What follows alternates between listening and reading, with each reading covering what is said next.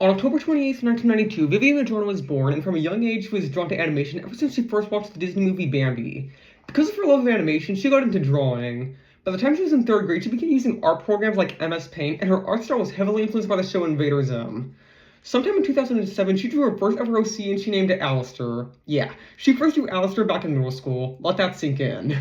This is also part of why I mentioned Bambi earlier, because that influenced a deep part of his design. Around this time, she also began designing a lot of characters she would later on to use in a webcomic she was brainstorming called Zoophobia. On June 16, 2008, she made a YouTube channel called Zoophobia X, where she basically just posted a bunch of random stuff, whether it was animatics or these random vlogs, whatever you call these types of videos. Her first video was uploaded to this channel on January 8, 2009, and it was basically just a stop-motion animation featuring the Hulk.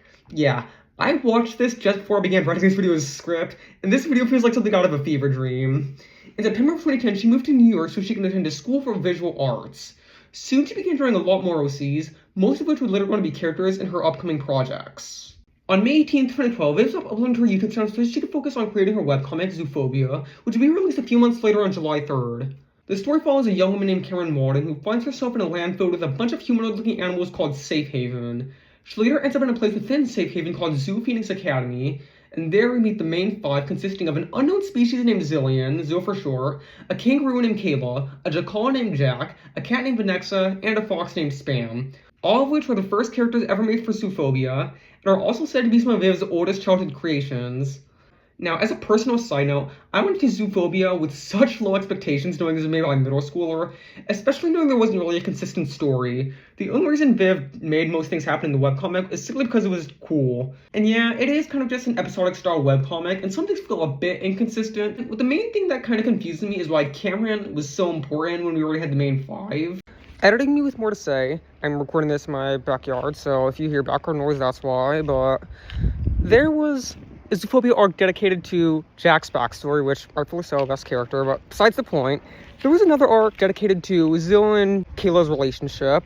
So yeah, 3 out of the main 5 had like arcs in the Zoophobia comic dedicated to them. Yet Spam and Vanexa were just left by the wayside. Like, it's because when doing additional research for this video, I didn't include this, but Zoophobia like ended abruptly during like in the middle of one of its chapters because of like the toxicity with the fan base and stuff, and like Viv didn't want to deal with that. So yeah, like that's the point I'm getting at. Spam and Vanexa didn't really get their moments to shine in the comic because it ended so abruptly. So in the end, if you just read the comic like alone without knowing about any of the outside media or fan base, then you're kind of just left with 2 of the main 5 just feeling like background characters.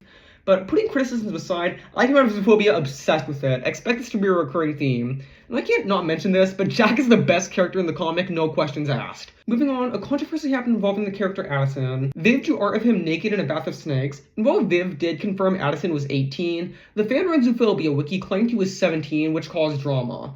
Not just because of those drawings she made, but also because there was another character named Gustav who was 19. He was a teacher depicted in a relationship with Addison, a student, which caused controversy because of the age difference. Viv spoke on this all the way in 2018, saying, quote, "Any cringy art I drew was from 2012 and when I was 19. It was legal then, it's legal now. It was also tagged as being an inside joke even back then. Do I think it's strange? Yeah, it's cringy and I don't like it any more than you guys do. I was a dumb kid figuring myself out, but I've never done explicit NSFW or broken the law then or now. Fucking stop, please." Now yes, I'd say it's questionable what she did, but at least she apologized for it and has made a similar mistake ever since. A similar Zoophobia controversy happened involving the 2 characters Kestrel and Mirage. Kestrel is 14 and Mirage is 27. This image of the 2 characters shows Mirage looking at Kestrel all creepy with her mouth watering. Out of context, I understand how creepy this is, especially when you notice Mirage's speech bubbles has hearts on it. But if you know these characters, you know Mirage is a bad guy, and the drawing depicts how Mirage is creepy and manipulative. The saver for this is how Viv never actually drew ship art between these 2. Yeah, I understand why both of these were controversial, especially if you're not super duper knowledgeable on Zoophobia. But another controversy she got into was allegations of tracing over pieces of media. Personally, I consider this to be a nothing burger of a controversy because you can tell from these clips, these are less of tracing and more of homages. By the way, one last thing before we move on from controversies for a while, there was a friend of Viv's named Dog Creep who's going to be relevant later. All we need to know now is Viv purchased several of her characters from Dog Creep, including Gigi, Gunter, and I'm gonna butcher this name, but Igla. However, all three of them would be renamed to JJ, Gustav, and Elijah respectively, before one day Viv and Dog Creep had a falling out and both made public call-out posts mocking each other on Tumblr. Moving on September 8th, 2012, Viv made a new YouTube channel called Vivziepop, with her first video being uploaded on there on April 14th, 2013, titled The Son of 666 SVA Third Year Film, which follows the Zoophobic character Damien, half Chakal, half demon. Speaking of demons, around this time Viv is planning an arc for the Zoophobia webcomic called The Angels and Demons arc, where we meet the following characters: Alistair, Crimini, Angelus, Nifty, Baxter, Charlie, Arachnus, Vaggie, Husk, and Mimsy. Together they were known as the Demon Misfits. However, this arc was scrapped because Zoophobia was already bloated with characters anyway, and there was so much story to tell with these characters that she started to brainstorm a whole separate series for them. Back to the Vivziepop channel, she posted a lot of short films and speed paints, with the next short film she'd make being released on May 12, 2014, titled Timber, a silent musical short film. Now, I feel like most people don't know about this short film, but I recommend you watch it because if you do, you'll have a fun time. Shortly after this, Viv graduated from her School of Visual Arts, and a few months later, on October 30th, 2014, Viv uploaded an animated music video with the Zoophobia character JJ singing Kesha's song Die Young, and because JJ was originally a Dog Creek character, they got a special thanks in the video's credits. Remember this because it'll be important later. A few months later, on December 24th, 2014, she would make a Christmas short titled The Most Wonderful Time of the Year, which, by the way, she made within the span of 24 days. Now, remember I talked about that Angels and Demons arc Viv planned for Zoophobia? Well, on April 29th, 2015, she uploaded a video titled Demon Headcanon Voices, where all these characters were featured, which she was basically planning to make a whole show revolving on these characters. A few days later, on May 1st, she said the name Hazbin Hotel for the very first time, and a few weeks later did she make the logo. Hazbin Hotel would be a series exclusive to YouTube, and would be about a bunch of demons trying to atone for their sins they committed in the human life. On January 9th, 2016, she uploaded a test shot featuring a 2-second clip of Vaggie and Angel Dust. It was fully animated and had color. 2 months later, on March 19th, would the final chapter of Zoophobia be released, and 10 days later, on the 29th, an Angel Dust theme tune called Slutty Spider Pokeball would be released, made with help of her friend Gooseworks. Back to Zoophobia, on April 4th, 2016, Vivziepop uploaded another fan animation of the song Silhouette by Owl City. This short animation follows the character Spam O'Brien, and the description states, "My character Spam is very inspired by Owl City music. This song always gave me a specific kind of vibe, and I just wanted to illustrate it out." On September 23rd, 2016, Vivziepop made a post showcasing doodles of two very political YouTubers known as Blair White and Shoe on Head fan art. Someone responded mentioning how Blair White committed blackface. Viv didn't want to mention how she didn't follow these YouTubers, so she was unaware of the sensitive jokes they made. She originally made the doodles because personal stuff was happening, and seeing women speak their minds was admirable to her, and finishing by saying she doesn't endorse what either of them are doing at all. Like, this is going to be consistent a lot, but Viv did something that people didn't like and apologized afterwards. Like, I get it, not knowing the context, he was supporting controversial people, but people still hold her accountable to this day. Come on, this is 2016 we're talking about, which was 10 years ago. She already apologized for this, so what do you want her to do now? I swear to God, misogyny. Going back to the topic of Zoophobia, on November 14th, 2016, Viv announced the webcomic was going to be put on an indefinite hiatus so she could focus on her Hazbin Hotel series. However, a couple months later, on April 7th, 2017, Viv confirmed she has plans to reboot Zoophobia as a show, but that won't be for a very long time. Back to Hazbin Hotel, Viv was trying to get money from a production company to help her fund Hazbin Hotel, however, they scammed her and ran away with her money. Despite that, she still had enough money to fund the Hazbin pilot, and since all her other projects like Zoophobia were on hold, she had all the time she needed to work on Hazbin. On June 19, 2017, she made an official Twitter account for the show where she'd regularly post updates about it. The script for the pilot episode was nearly finalized, and she began hosting auditions for all the characters. However, if you remember all the characters I mentioned earlier, Mimsy was no longer part of the main cast and got demoted to a side character. Characters like Baxter and Prime Mini weren't mentioned at all, and Charlie, Vaggie, Angel Dust, and Alistair became the main characters. Later on in August, Viv began confirming a lot of the voice actors, including Michael Kovac as Angel Dust, Edward Bosco as Alistair, and Mick Lawyer as Husk. Fun fact, the Hazbin Hotel pilot would be Michael Kovac's first role in an indie animated pilot. He would go on to become one of the most well-known indie animation voice actors, having roles in future shows like Murder Jones, The Amazing Digital Circus, Lackadaisy, Catching Up, etc., etc. Oh, and just know, this is not the first time I'm going to be mentioning Lackadaisy. It becomes relevant later, so remember this for later. Remember Dog Creep? Well, on July 3rd, 2017, he made an apology post stating he and Viv made up for the falling out, and the drama is now a thing of the past as it should be. Not only that, but he also changed his online alias to avoid being associated with this controversy for longer.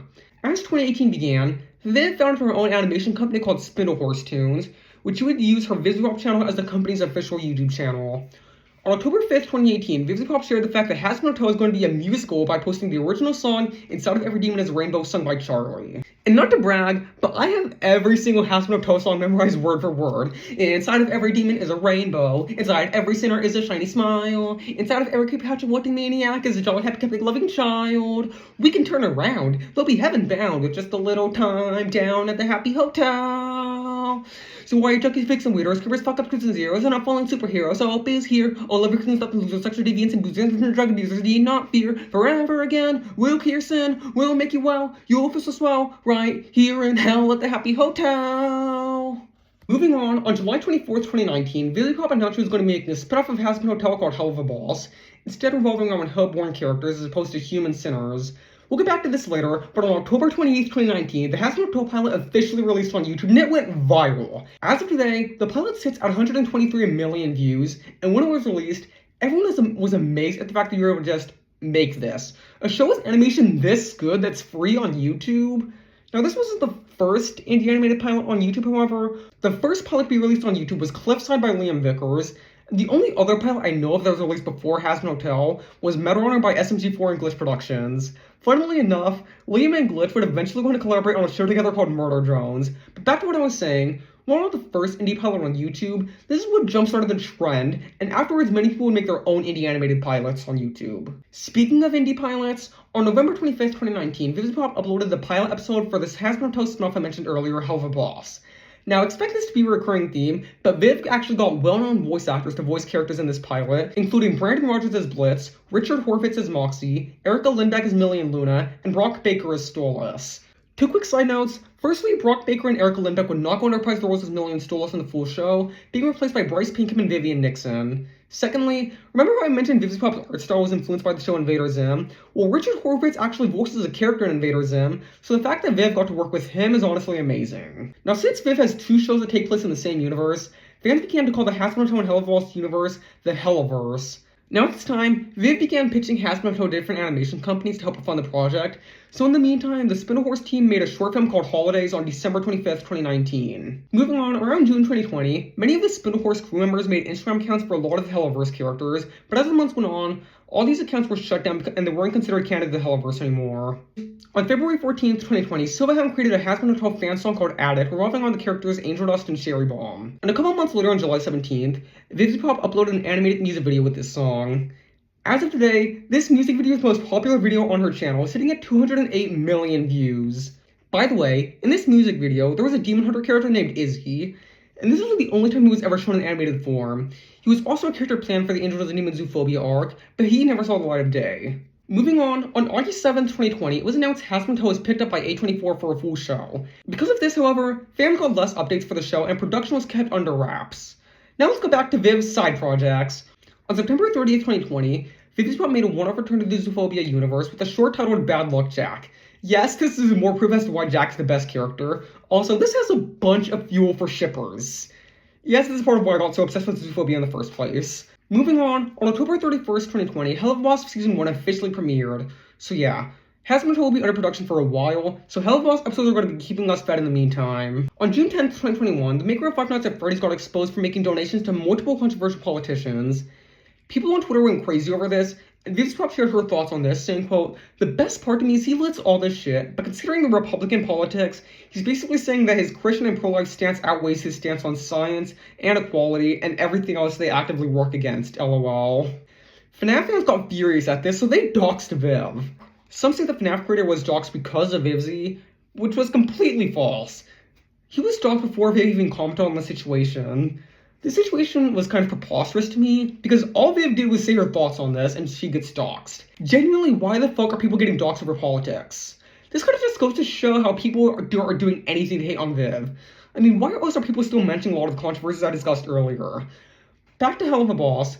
After 6 episodes, Hell of a Boss was set to end its first season with a 2-part finale. Part 1 of the finale was released on October 31st, 2021, but where's Part 2? Well, boy are we in for a ride. Viv began building hype for the release of Hell of a Boss Season 2, but the Season 1 finale still hadn't been released. Nobody understood what was going on, but many theories had to do with the song cover. Remember I mentioned how Vivziepop made an animated music video featuring the Kesha song Die Young? Well, around the time all this was happening, that music video was taken down. What happened was episode 8 got into legal trouble and had to be postponed until further notice. In the meantime, Hell of a Ball Season 2 premiered on July 30th, 2022. Why is the Season 1 finale being delayed? Well, it's because it was going to feature a cameo from the singer Kesha, where she'd voice the character Vivziepop, which her design is very similar to that of JJ's. It was going to have Kesha sing a solo show for Hell of a Balls called Cotton Candy. However, the Spindle Horse team was forced to replace Kesha singing it, hence why when you watch the episode, it lists Rochelle Diamante as the singer for Cotton Candy. While much isn't known, Kesha was in a legal battle with a record label, and on June 22nd, 2023, this battle came to a close. Then 2 days later, on June 24th, was the season 1 finale be able to release to the public. So yeah, in short, this episode was in legal issues because of Kesha's record label wanting royalty fees from an indie studio. Now, many people didn't even realize Kesha wasn't even singing Cotton Candy, so I consider that an accomplishment on Rochelle Diamante's part. Now, afterwards, Kesha would go on to reprise the role as Vivziepop in the Hell of a Ball Season 2 episode Mastermind, but sometime after it was announced, Rochelle Diamante would take over the role for unknown reasons. Jeez, all of this for simply trying to celebrate a milestone of completing Season 1. On June 22nd, 2022, someone who worked for Spindle Horse named Erin Frost detailed her horrible experience working for the company. She claimed Viv was a toxic boss who abuses her employees, insults other creators, forcing animators to meet deadlines, and insulting the animators. In response, multiple Spindle Horse employees detailed their good experiences working for the company in contrast to Erin's accusations. These claims were written off as false due to no evidence or screenshots backing it up. Later on October 26th of the same year, she made a follow-up post showing she got a cease and desist from Vivzie, and showed screenshots from various Spindle Horse members. She made a doc that detailed her experience, but after people read it, they noticed some issues. This conversation with an ex-employee lacked context, so we don't know what happened afterwards. A different conversation with another ex-employee was leaked to somebody else, and she mentioned to another ex-employee how she took on too many jobs at once, which caused her to not meet deadlines. So in the end, this wasn't Viv or Erin's fault, she just took on too many jobs, and afterwards she was criticized for name-dropping ex-employees. Next month, Erin returned again with more to say. She claimed Viv was trying to blacklist her from the industry, providing the evidence of a Discord message where Viv told Ashley Nichols to not hire Erin for her indie show Farfetch due to being mentally unstable. The second screenshot shows an anonymous artist trying to work for Nico Calalio, I probably butchered that, asking to double check with Viv if they can work for them, so they're not taking on too many jobs at once. They ask Viv and she says go ahead, and the final screenshot was a message from Viv herself where she asked someone who helped write the Hazbin Hotel pilot to look for people outside of her crew because too many people were hiring and working on Hazbin Hotel and Hell of a Ball simultaneously, which caused an issue with deadlines. Erin was criticized once more for this due to leaking private DMs without consent, and the blacklisting allegation was under scrutiny because the DMs made sense. Too many employees taking on too much work, which is what caused people to not meet deadlines. In May 2023, we got more from Erin, where she criticized the Hell of a Ball's character Sally Mae. She is a canonically trans character, and Erin was criticizing the portrayal. She claimed she designed a character meant to be Millie's brother who was going to be trans, but after she left, they changed this. And she also criticized the amount of trans merch there was for Sally Mae, claiming they were fetishizing it. However, Sally Mae's voice actor Morgana Agnes spoke out on this, saying Sally Mae was a body-positive trans woman, so there wasn't a problem, and afterwards Erin deleted her Twitter account. Yeah, this whole situation was honestly messy from the start, and I think it was for the best Erin left Twitter. Because from what we've seen, she was digging herself into a deeper and deeper hole. Now, that was kind of an intense drama. A few controversies we've discussed earlier were already nothing burgers, but this next one makes absolutely no sense to me. On March 29th, 2023, Tracy J. Butler released a pilot episode for her own indie animated series called Lackadaisy, based on her 2006 webcomic of the same name. As the months went on, she and her crew were trying to get the money to fund a full first season, and in July of the same year, Vivziepop got the entirety of the Spindle Horse crew to give them a $5,000 donation. A Lackadaisy animator named Zeus responded about how Vivzie didn't include a link to the fundraiser, and how she only did the donation for clout. People began to call Z out for how disrespectful this post was, with people hoping he would get let go from the project. In response, a lot of Hellverse fans refused to support Lackadaisy, others wanted to drop Lackadaisy in general. After people began tweeting about this, many people on the Lackadaisy team not only came to the defense of Z, but also blocked a shitload of people. They also began to distance themselves from anything in relation to Spindle Horse to avoid any more drama. Honestly, this drama was really stupid to me. There was no point to any of this, and I just feel like Z just had personal beef with Vivzie for no reason. Moving on from that mess, after Hazbin Hotel was brought up by A24, it was confirmed all the pilot voice actors would not be returning for the full show. Why? There's a lot of speculation on this as to why, but the main theories include Viv wanted Broadway actors, the pilot cast were simply placeholders, the pilot cast didn't meet A24 standards, A24 forced Viv to recast them, the pilot voice actors couldn't sing, etc, etc.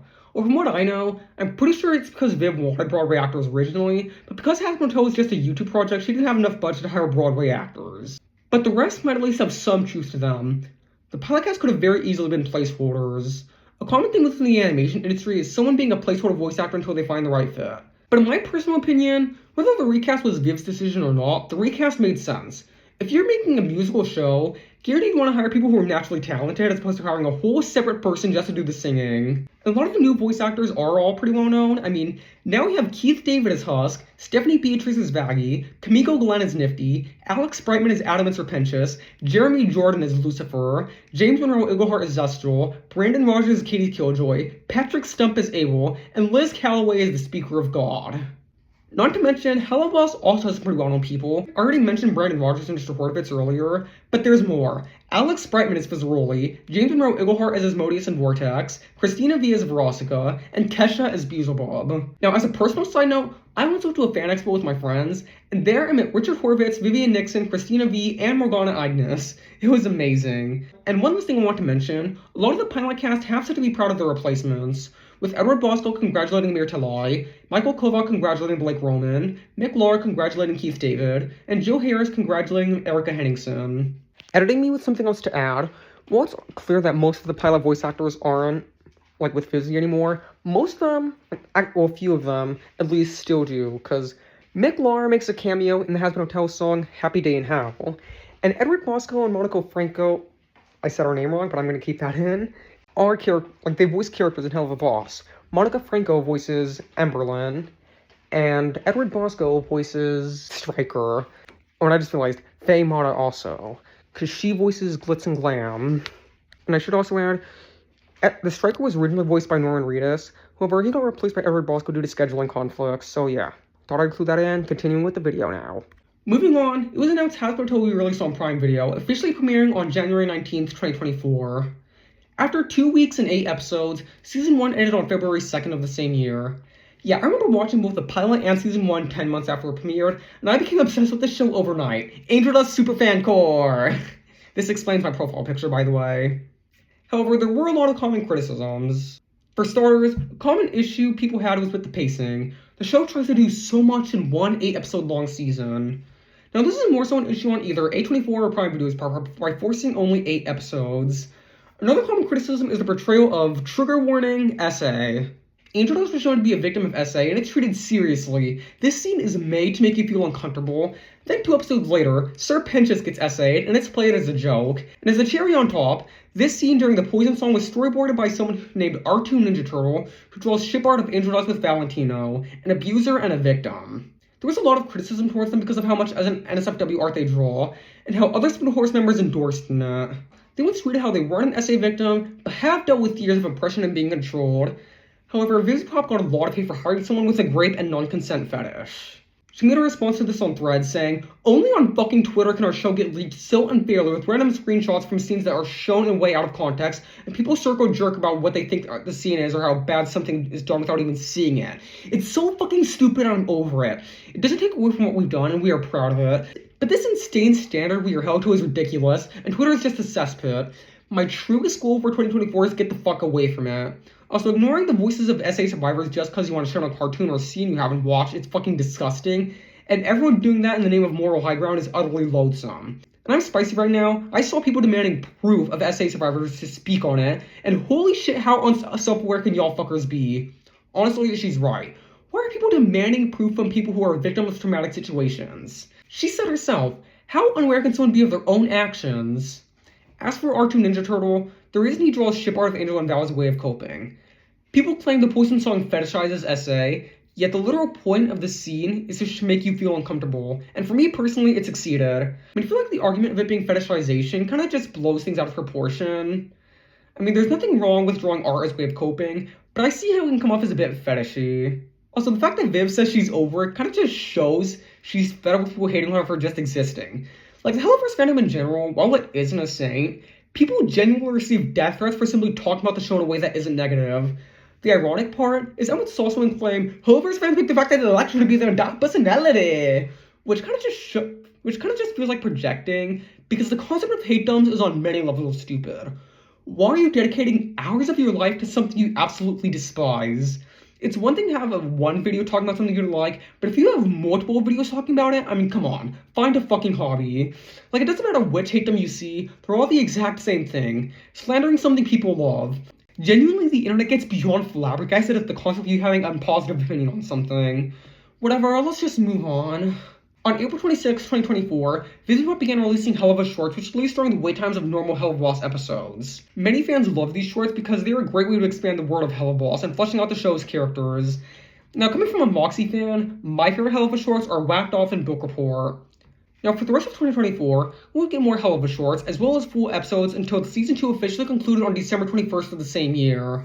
One quick FYI, there are a lot more controversies relating to Vivziepop that I left out of this video for the sake of time, but I tried to include as many as possible. Ilmia's video discussing these controversies was my main source of research, so I will link in the description if you want to see more controversies I didn't mention here. Moving on, after a couple months of radio silence, yes, that was intentional in terms of Hellverse updates, a huge announcement came on April 25th, 2025. It was announced Hell of Boss would be coming to Prime Video in the fall of the same year. This means we can finally have an official crossover between Hazbin Hotel and Hell of Boss, which Vivziepop wasn't able to do before due to the fact that Hazbin Hotel is owned by A24 and Hell of Boss isn't. While yes, these are her characters, Hazbin Hotel being owned by A24 would cause a mess of a legal issue. Not like that's anything new. With Hell of Boss now coming on to Prime Video, this meant Vivziepop was finally able to do an official crossover between both shows, and it was explicitly stated Hell of Boss episodes will continue to be released on YouTube as always, but the episodes would always premiere on Prime Video first, and as the months went on, Hell of Boss officially came to Prime Video on September 10th, 2025, with the added bonus of a remade pilot episode. Yeah, I didn't mention this earlier, but the Hell of Boss pilot was confirmed to not be canon, so with the show entering Prime Video, they decided to finally remake the pilot in order for it to make sense within the lore and timeline of events. On the contrary, the Hazbin Hotel pilot was confirmed to be canon to the events of the main series, specifically the main events of the pilot, however. Any of the lore mentioned in the pilot was no longer canon. However, because the Hell of Boss pilot was remade, fans questioned if the Hazbin Hotel pilot would be remade too, due to the fact that the pilot has different voice actors, art style, inaccurate lore, etc, etc. However, Vivziepop already confirmed they wouldn't remake the pilot, because not only are the events of it already canon, and even mentioned within Season 1, but also because A, the pilot is important to the events of Season 2, and B, the pilot already sets up a general idea of what the show is going to be about, which the same sentiment can't really be applied to the Hell of a Boss pilot. Moving on September 27, 2025, Vivziepop uploaded the pilot episode for a new series called Homestruck. I do not know shit about Homestruck, but from what I heard, it's based off a webcomic created by Andrew Hussey. I probably butchered his name, but I'm not even going to bother correcting it. Honestly, this is something I didn't expect to be consistent throughout this video, but Zoophobia started out as a webcomic before Vivziepop announced she had plans to turn it into a full series. Lackadaisy started out as a webcomic before Tracy made it into an idiot pilot. And now we have a Homestruck pilot that's based off a webcomic. Coincidentally, Zoophobia and Lackadaisy are both about anthropomorphic animals. Yeah, I figured I'd mention Homestruck due to being associated with Vivziepop, but now we can move on. Hazbin Hotel Season 2 officially premiered on October 29, 2025, and for me personally, Season 2 was way better than Season 1. The animation improved, the story is really good, the songs are killer, and I am beyond excited for Season 3. However, something that kind of bothers me is 8 episodes. Like I mentioned with Season 1, this is more so an issue on either A24 or Prime Video's part, but on the bright side, while the episodes do get the point across, the downside is that you can only do so much with 8 episodes, and because the series is exclusive to Prime Video, it would be a lot harder for us to get shorts dedicated to these characters like we do with Hell of a Boss. But I really hope for Seasons 3, 4, and 5 we get more than just 8 episodes. Speaking of which, Hazbin Hotel is set to end after Season 5, and as for Hell of a Boss, it's also set to end after Season 4. Well, I just realized I forgot to mention this while editing. Hazbin Hotel Season 2 ended on November 19th, 2025. Moving on May 29th, 2026, we got some exciting news. Zoophobia was finally going to be returning as a miniseries, so it stayed true to the original comic. Funnily enough, I actually got into Zoophobia a month before this was even announced, and I am beyond excited to see what's in store for the Zoophobia miniseries. Speaking of things to look forward to, on June 22nd, 2026, Vivziepop announced it was going to be making a full-length feature film called Prehistory with the help of Warner Brothers. Prehistory is an original story they kept on the show for years, and mentioned the teaser image was only concept art, and while she's unsure whether the film will be 2D, it will be in her art style. Since the movie is still in early development, we're not going to hear any news about a release date for a long time. Moving on, Hell of a Boss Season 3 is set to premiere on October 14th, 2026. Season 3 will be released in 2 parts, so we'll get the first half of it this year, then during their hiatus, Hell of a Boss Season 3 will... I really said Hell of a Boss, and you know what? I'm keeping this part in the video. During the hiatus, Hazbin Hotel Season 3 will come out. Then afterwards, we'll get the second half of Hell of a Boss Season 3. That's what I heard at least, so Spin Horse will keep differentiating between the two shows. Damn, that's really everything. Thanks for watching this entire video. This took a long time to make. Let me know what to see next. Bill, roll the outro. Remember, reality is an illusion, the universe is a hologram. Bye, Gold. Bye!